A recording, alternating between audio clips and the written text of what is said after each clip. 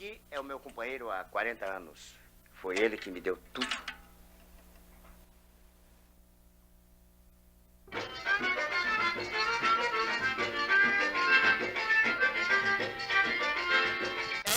Jeito, bom sujeito, se não vai acabar de tanga. O boi, quando não sabe ser boi, apanha do carreiro, ainda lambe a canga. É tome jeito, bom sujeito, se não vai acabar de tanga. O boi, quando não sabe ser boi, apanha do carreiro, ainda lambe a canga. Eu também já fui gamado de 4 costados. Não me enganava com disse, me disse. É que veio uma seara para eu e ela. Para eu e ela viver na velhice. Veio o vento do destino ou da ilusão.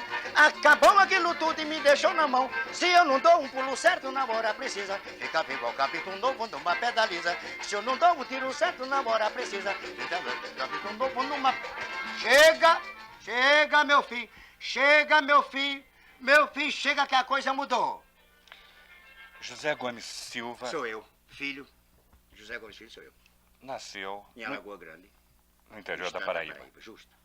E como é que nasceu Jackson do Pandeiro? Jackson do Pandeiro nasceu...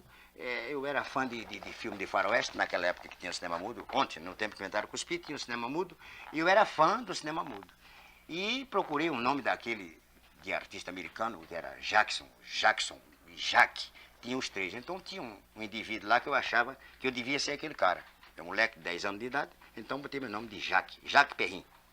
E brinquei de artista muito tempo, um revólver de pau, chapéu de palha metido a sebo, quebrado assim, daquela, sabe como é que é?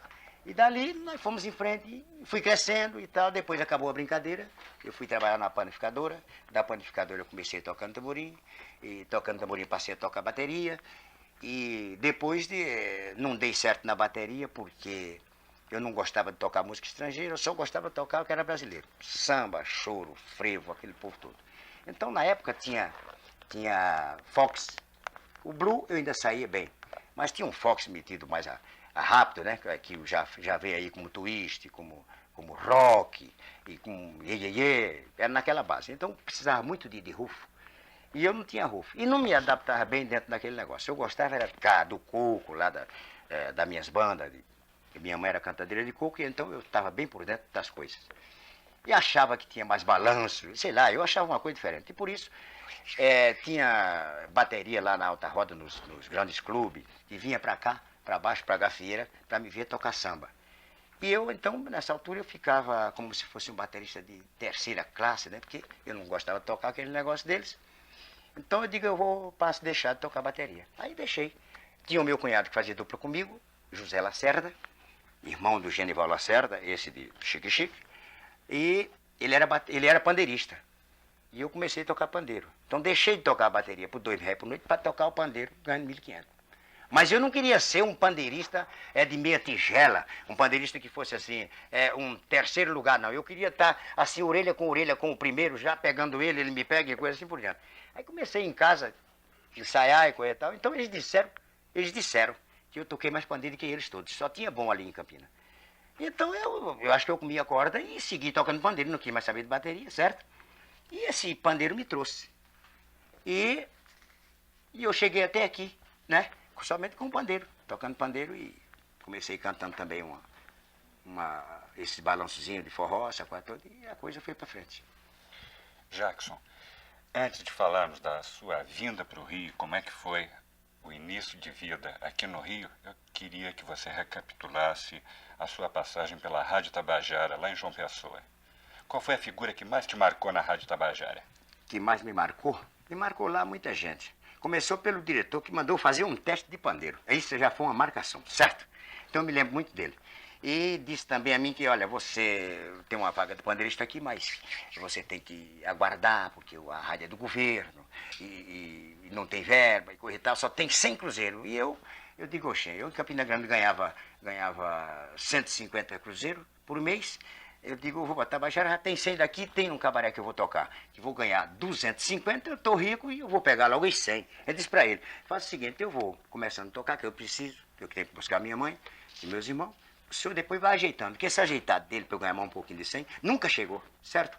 Então, começou daí. E outro, um cidadão lá que era muito amigo meu, que era do regional, tinha uma pessoa que eu gostava muito, Mas ele contava assim, umas histórias e que eu pensava mesmo que era uma coisa verdade. Era capaz de ser brincadeira dele, mas eu pensava de verdade, entende? Porque era costume lá das nossas bandas, lá para minha banda, da minha mãe, que a gente acreditasse no mais velho. Então ele sempre contava as histórias. Uma vez ele disse que era marinheiro e viajando lá para a Europa, e chegou, era muito amigo, estava se falando a respeito de pessoas de popularidade. Ele disse, não, eu era marinheiro, meu tempo novo, tinha muita popularidade. Um dia eu cheguei, encontrei em Roma uma procissão que eu vi de longe, eu botei meu chapéu de palhinha aqui na crua da cabeça, eu olhei assim, era o Papa que vinha. Eu aqui encostei para lá um pouquinho. Mas quando o Papa me viu, ele então disse assim, assim, olhou para baixo assim para os caras, disse, para o andor aí, para aí. O cara parado, ele disse, baixa um pouquinho. Aí o Papa saltou. Aí disse assim, agora levanta e vai andando que eu vou conversar com um amigo aqui. Aí chegou lá e disse, mas Milton, mas rapaz, você por aqui? Pois você sabe, coisa. Aí disse assim, perguntou sobre violão, sobre serenata, choros, valsinha, caninha com limão, entendeu? E tal, e saiu, os dois conversando. Disse que o Mussolini estava lá, na janela, olhando para cá, e olhou assim, disse pro cutucou o bicho que estava perto dele, disse, olha, quem é aquele cara que vem com o Milton Dantas? Ele não conheceu. O Papa, mas conheceu o Milton. Aquele cara, quem é aquele cara que vem Milton Dantas? Então esse senhor, ele me marcava bem, tanto pelo violão que ele tocava, que era um grande violão, tanto solista como marca. Ele me marcou bem esse senhor. Talvez ele me disse também o seguinte, tinha um cara, ainda tem, ele é vivo, chama-se Rui. Foi aí aonde eu fui, eu digo, puxa vida, isso não pode ser. Rui de Assis é um cantor romântico, da Tabajara, e ele tem uns 2 metros de altura. E esse cidadão, ele tem mais ou menos 1,50 m, magrinho. Ele estava perguntando, ele chegou para mim e disse, já que Campina Grande tem muito homem valente, né? Eu digo, essa mesmo. Geralmente tem muita briga por lá, naquele samba onde eu ia, naquelas coisas. Geralmente era por mulher, jogo, bebida e coisa. Eu disse, pois é, eu também nos meus tempos aqui, eu já fechei aqui muitos bairros aqui em João Pessoa. Eu digo, foi? Foi. Mas eu tinha vindo da Marinha naquela época, eu podia fazer isso. Eu tinha vindo da Marinha de pouco tempo, 18 anos de idade, dessa largura, da altura de Rui de Assis, eu digo, tá, bexiga, não é pro homem engolhão? Aí foi onde fui desconfiar que havia uma certa, né, uma jogada ali, que eu não vou dizer que é mentira. Acho que era brincando, né, pra mexer comigo, qualquer coisa. Aí eu fui desconfiar. E o compositor Jackson do Pandeiro, quando nasceu? O compositor Jackson do Pandeiro devia ter nascido há tempos. Mas a gente que quer ser bom para os outros termina se prejudicando.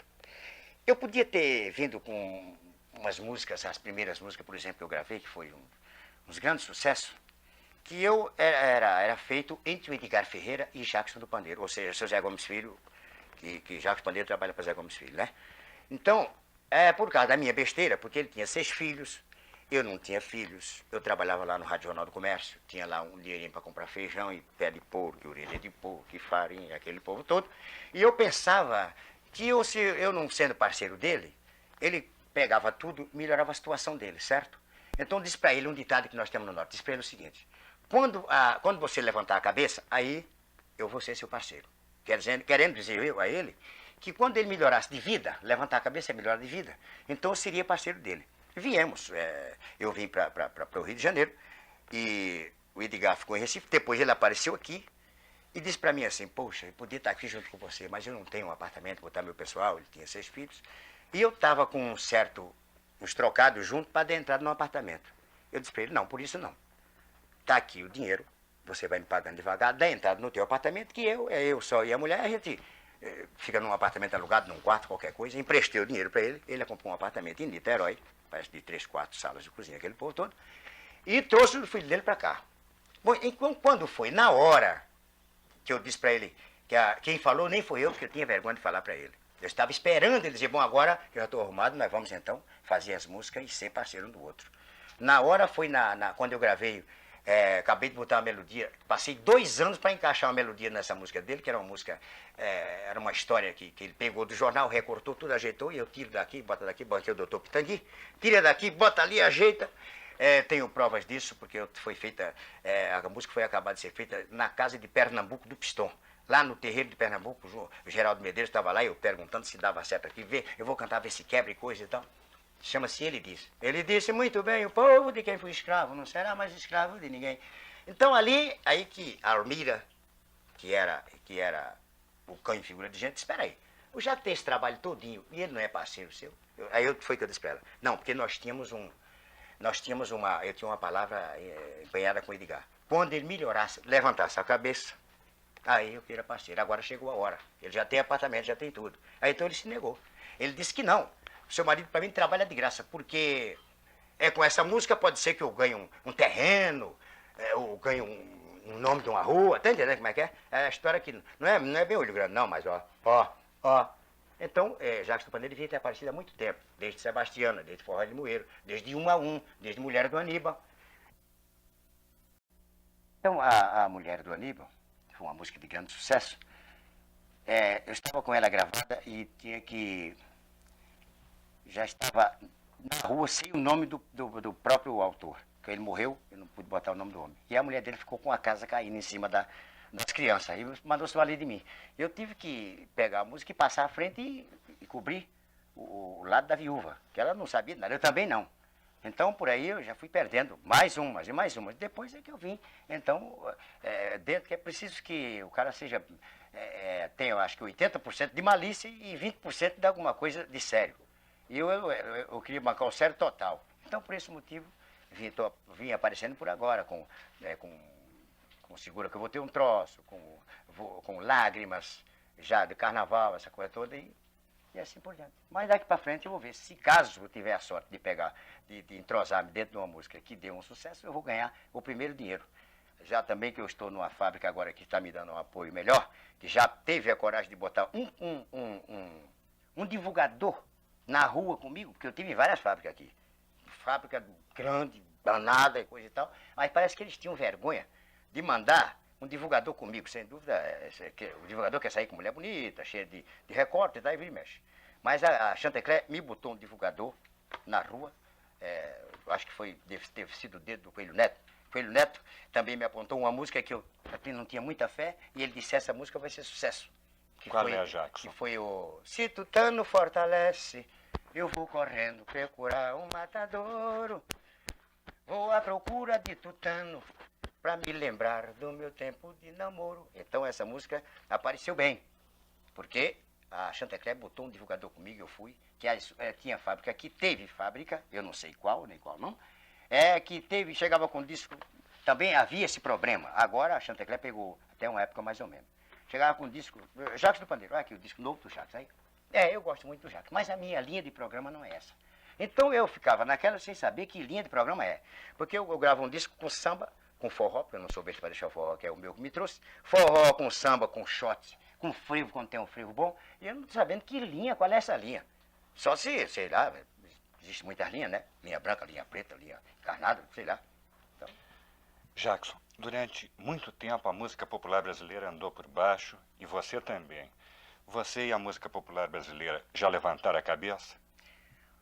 Olha, o negócio de uns 3 anos para cá melhorou bastante. Porque as escolas de samba estourou dentro das suas quadras, ali, essa coisa toda, o samba veio. Lá em São Paulo eles começaram com o forró, tem mais de 200 forró lá em São Paulo. Os caras pegam um cinema daquele que tá fechado, tira as cadeiras e insera o chão, faz um bar, e faz um palco e bota uma sanfona de baixo, um triângulo, zabumba, um pandeiro, e arreia a meia e manda chutar na canela pura e dá gente como o diabo.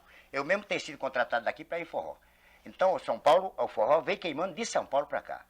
E o Aldeson Alves, que deu uma grande mão, tanto no samba como no forró, e como está dando na seresta, então abriu aquela portinha na Globo, botou uma noite para o forró. O samba já tinha pego, ele disse: agora eu vou escorar com o forró, porque o Aldeson é um cara 100% brasileiro.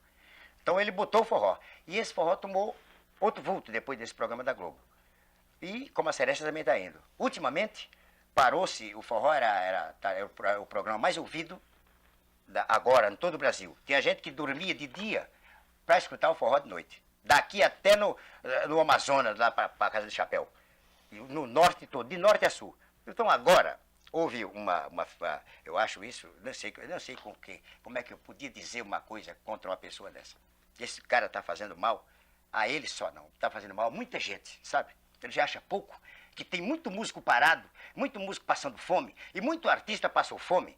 E eu só não fui para o tabuleiro da baiana com o violão e a mulher correndo o piro, porque não dava, eu tenho vergonha. Mas esses 12 anos que a gente passou por baixo, o pé em cima da música brasileira, esses 12 anos não foi moleza não, aguentou quem tinha que aguentar. Então apareceu agora um cidadão, eu não sei quem é, que telefona, dizem, eu não vi, mas eu soube, o programa da Globo foi parado porque apareceu um cara aí que telefonou para a casa do dono da Globo, dizendo que ia botar uma bomba na Rádio Globo, uma bomba na TV e uma bomba na casa do homem. Que, aliás, ainda botaram uma bomba na casa do homem. Então apareceu esse filho de Deus, né? Que ia fazer isso, que ele paralisou um bocado de gente, certo? Então ele fez muita gente que estava se ajeitando, com a turma do forró e coisas, que estavam se ajeitando, vendendo disquinho, e aparecendo algumas coisas que fazer, ele prejudicou com essa brincadeira deles, que eu não sei de quê. Jackson, você está com mais um disco para sair, conforme você disse, pela Chantecler. Nós estamos fazendo um disco aí. E agora nós vamos encerrar o nosso papo, eu pedindo a você que cante a música que você considera o carro-chefe desse disco. Olha, o carro-chefe desse disco é difícil. Eu, às vezes, não gosto de dar opinião, porque toda opinião que eu já dei no assunto de música, eu já quebrei a cara. Uma vez eu gravei Vou Gargalhar e gravei um frevo. Micróbio do frevo. Então, eu dizia que era o frevo, aí Gargalhar estourou. Eu dizia que era Sebastiana, estourou o Forró e Limoeiro, porque Sebastiana foi o primeiro sucesso. Então, aí não parei de falar. Quando eu gravei Um a Um em Mulher do Aníbal, aí foi os dois lados. Era parada de sucesso dos dois lados. Nesse tempo existia parada de sucesso de mesmo, né? Foi os dois lados. E um bocado delas, o canto da Ema. Então eu não sei, eu estou gravando uma música aqui, que eu tenho fé nela por causa da história.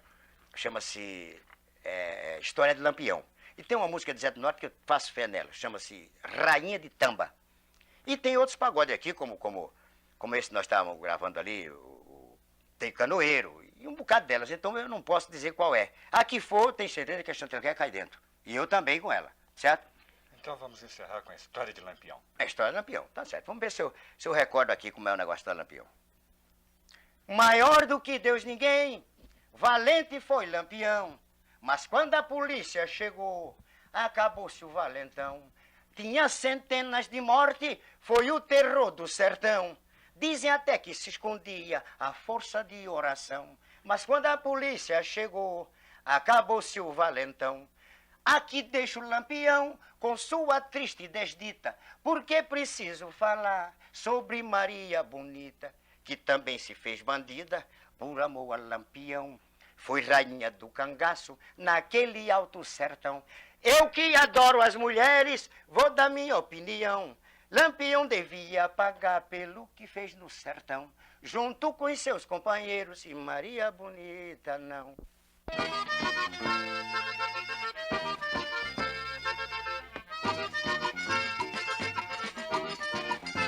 Maior do que Deus ninguém, valente foi Lampião. Mas quando a polícia chegou, acabou-se o valentão.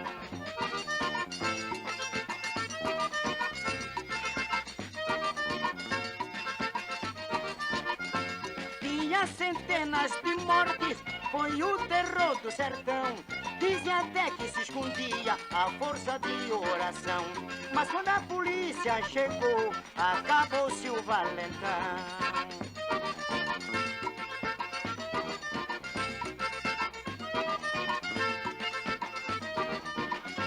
Eu vou deixar Lampião com sua triste desdita, porque é preciso falar sobre Maria Bonita, que também se fez bandida por amor a Lampião.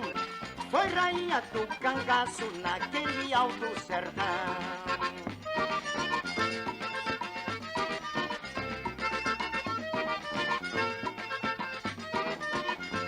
Eu que adoro as mulheres, vou dar minha opinião. Lampião devia pagar pelo que fez no sertão, junto com seus companheiros, e Maria Bonita não. Não, não, não, mulher não nasceu pra sofrer. Não, não, não, não, que não devia morrer. Tô com vocês. Não, não, não, mulher não nasceu pra sofrer. Não, não, não, não, que não devia morrer. Eu sem mulher sou uma véia. Não, não, mulher não nasceu pra sofrer. Não, não, não, não, que não devia morrer. Não, não. 18 anos agora. Que não devia morrer. Não, não, não. Mulher não nasceu pra sofrer. Tem mulher dando sopa aí? Não, não.